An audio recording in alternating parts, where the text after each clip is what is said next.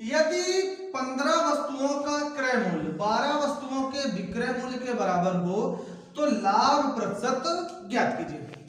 Topic हमारा profit and loss है। इसका फर्स्ट पार्ट हम लोग पढ़ चुके हैं, उसी पार्ट के आगे हम लोग कंटिन्यू करेंगे। तो जिन लोगों ने पहला पार्ट नहीं देखा हुआ है वो लोग प्लेलिस्ट में जाके पहले पहला पार्ट देख लें, उसके बाद में सेकंड पार्ट उन्हें आसानी से समझ में आएगा। तो आइए हम लोग कंटिन्यू करते हैं।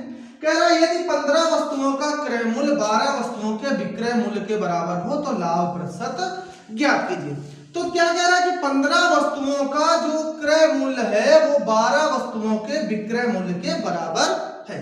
यानी कि हम कैसे लिख सकते हैं कि 15 का क्रय मूल्य यानी कि सीपी कॉस्ट प्राइस, 15 का सीपी जो है वो 12 के एसपी के बराबर है। किसके बराबर है?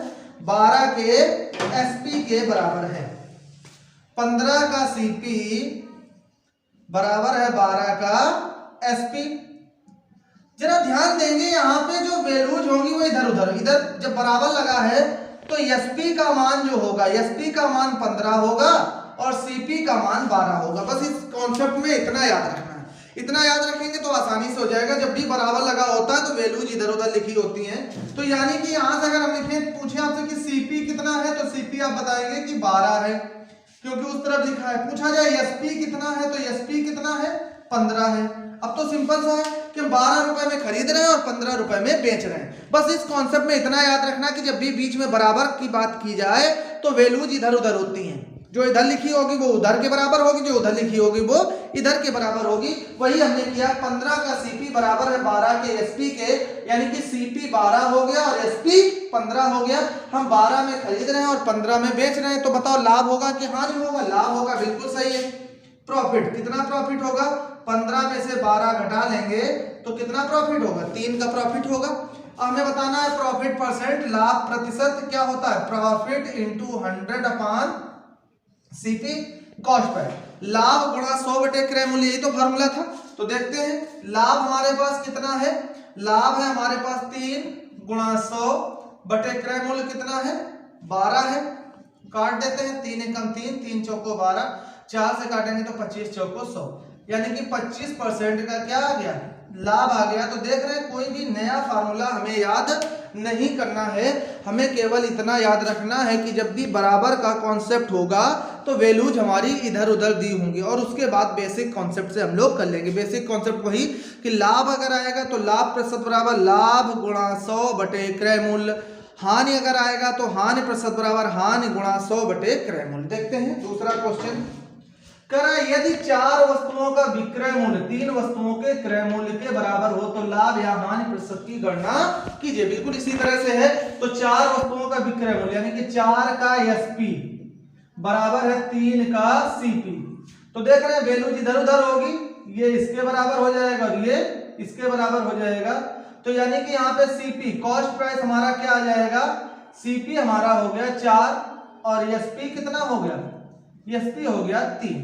इसका मतलब क्या हुआ कि हम अधिक में खरीद रहे हैं और कम में बेच रहे हैं। तो लाभ होगा कि हानि होगा? 4 रुपए में खरीदा, 3 रुपए में बेचा, तो हमें क्या हो जाएगा? हानि हो जाएगा। कितने की हानि होगी? लॉस कितने का होगा? तो 4 में से 3 माइनस कर लेंगे तो 1 का लॉस हो गया। तो लॉस परसेंट निकालेंगे, हानि प्रतिशत। लॉस परसेंट क्या होता है? लॉस इंटू 100 अपॉन क्या होता है? CP cost price. तो लॉस कितने का हुआ है? 1 का हुआ है इंटू 100 अपॉन सीपी कितना है? 4।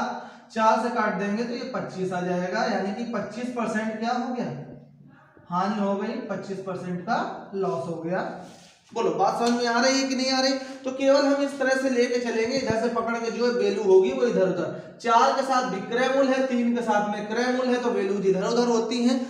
बात समझ में आ रही होगी। 2 सवाल बिल्कुल इसी तरह के हैं कि यदि 6 वस्तुओं का क्रय मूल्य 7 वस्तुओं के विक्रय मूल्य के बराबर हो तो लाभ या हानि प्रतिशत की गणना कीजिए।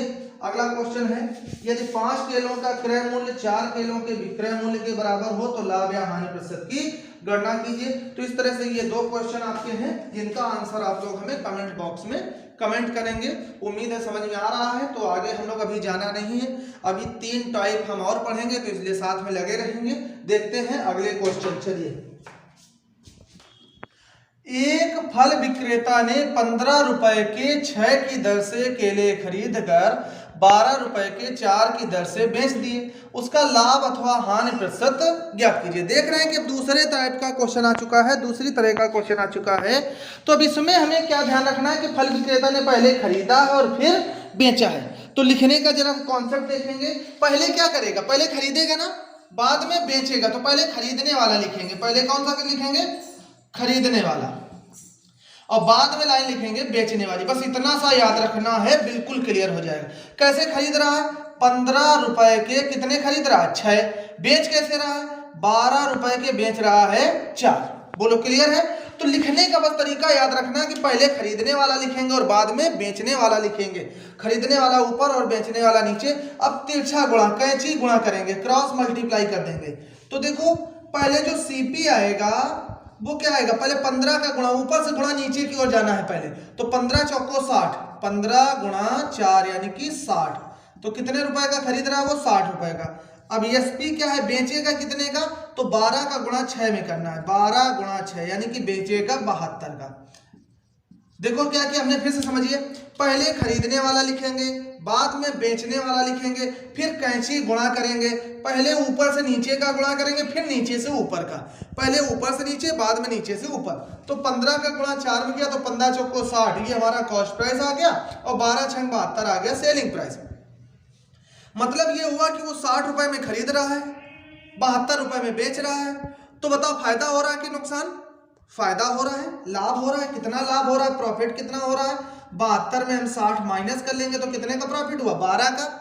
अब जब 12 रुपए का उसको प्रॉफिट हो गया तो हमारा फार्मूला क्या होता है, प्रॉफिट परसेंट क्या होता है बताओ जरा, profit into 100 upon CP. Formula जरूर बार बार लिखेंगे जिससे आपको याद हो जाएगा।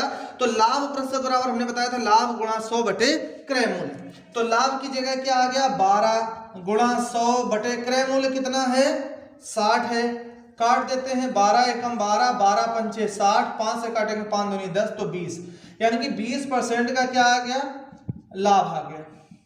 बोलिए क्लियर है। तो सिंपल सा याद क्या रखना हमें, कह रहा था एक फल विक्रेता ने 15 रुपए के 6 की दर से केले खरीदकर 12 रुपए के 4 की दर से बेच दिए, उसका लाभ अथवा हानि प्रतिशत ज्ञात कीजिए। तो उसने 15 के 6 खरीदे हैं और 12 के 4 बेच रहा है। तो पहले सबसे ऊपर हम लिखेंगे कि जो खरीदा है उसको, और नीचे उसको रखेंगे जो बेचा। तो खरीदा उसने क्या है, 15 के 6 खरीदे और बेचा क्या है, 12 के 4। अब कैंची गुणा करेंगे तो ऊपर से नीचे की ओर आएंगे। 15 का गुणा 4 में किया तो ये सीपी हो गया, कॉस्ट प्राइस हो गया, क्रय मूल्य हो गया यानी कि 60 रुपए हो गया। फिर नीचे का गुणा ऊपर में किया तो 12 गुणा 6 किया तो 12 छंग 72 यानी कि एसपी हमारा सेलिंग प्राइस हो गया, यानी कि विक्रय मूल्य हो गया, और ये हो गया 72 रुपए। यहाँ आप इसको क्रय लिख सकते हैं और ये क्या ले सकते हैं, विक्रय, और ये क्या है, लाभ है। तो इस तरह से लाभ हमें 12 निकल आया। फिर बेसिक फार्मूला पहले जो हमारा वीडियो है उसमें आप लोग पढ़ चुके हैं कि लाभ प्रतिशत बराबर लाभ गुणा 100 बटे क्रय मूल्य, सॉल्व कर दिया तो आ गया 20% लाभ। देखते हैं दूसरा क्वेश्चन।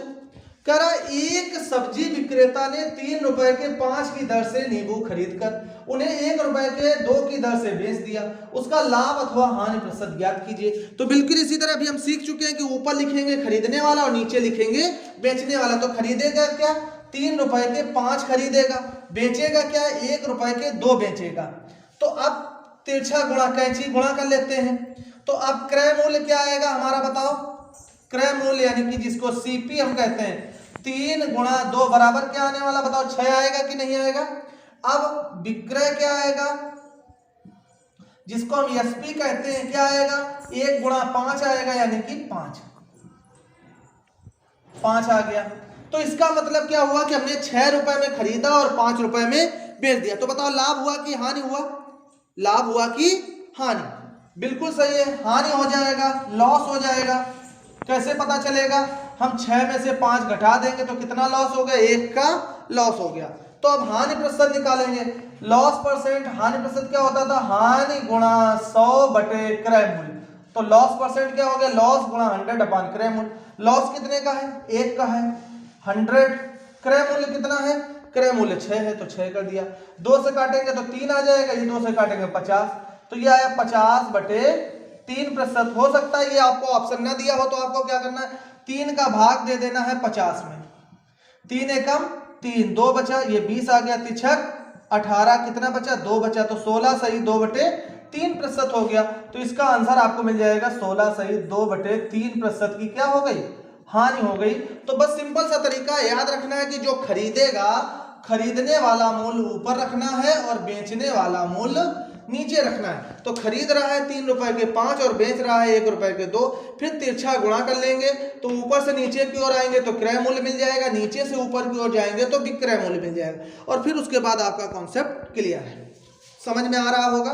देखते हैं 2 क्वेश्चन वही तरीका है, घर के लिए है, जिनको आपको घर से करना है। दिया है एक फल विक्रेता कुछ संतरे 10 रुपए के 5 की दर से खरीद कर 15 रुपए के 6 की दर से बेच देता है, उसका लाभ अथवा हानि प्रतिशत ज्ञात कीजिए।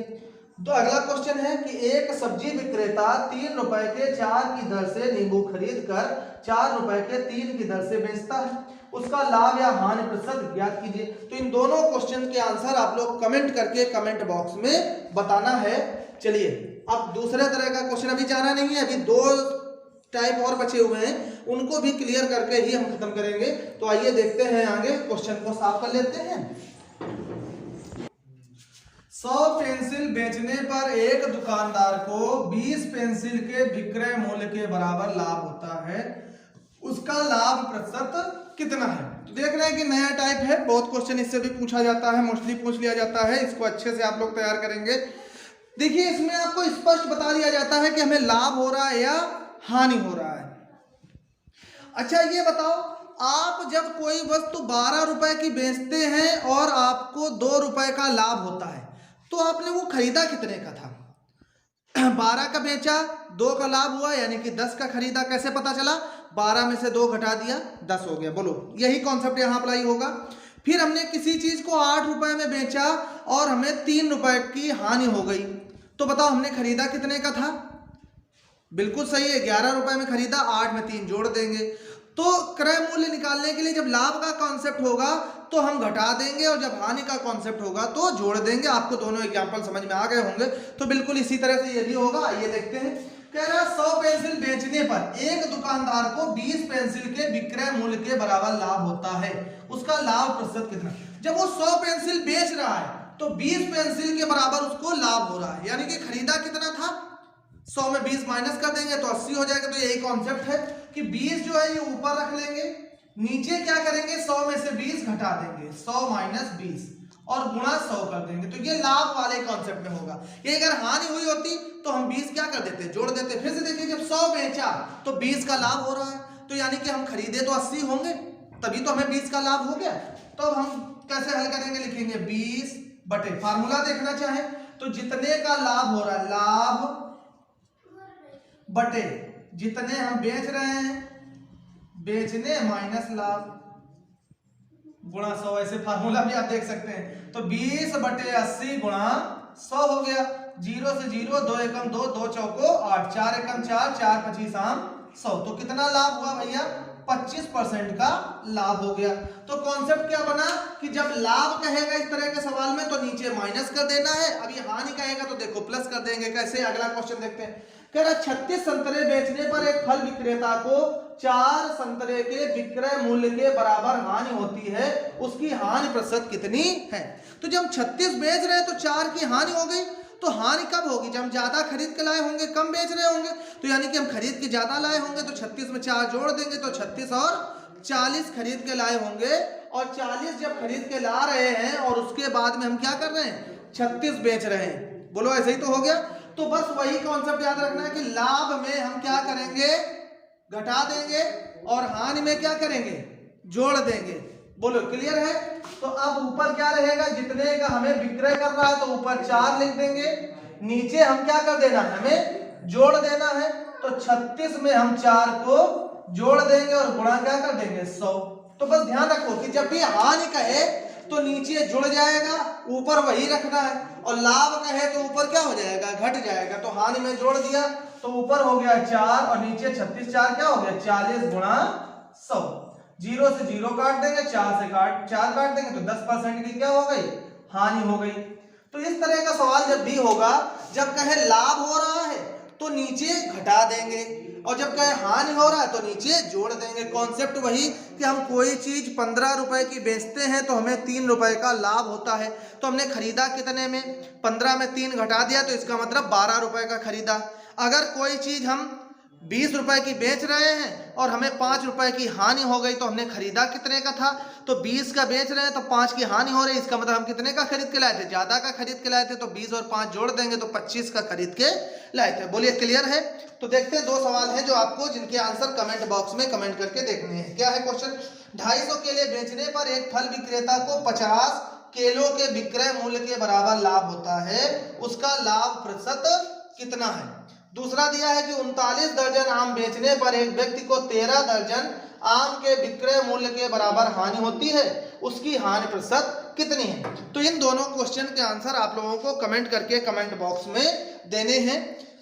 उम्मीद है आपको समझ में आ रहा होगा, आपको बहुत ही मजा आ रहा होगा पढ़ने में, तो साथ में पढ़ते रहिए, लगे रहिए। अगर आपको समझ में आ रहा है कॉन्सेप्ट तो इसको लाइक करते रहिए और अपने दोस्तों के साथ शेयर करते रहिए। अगर आप हमारे वीडियो को पहली बार देख रहे हैं तो इसको सब्सक्राइब भी अवश्य करिए। मिलते हैं इसके पार्ट 3 में और भी अच्छे क्वेश्चंस को लेके। तो आज के लिए बस इतना ही, धन्यवाद।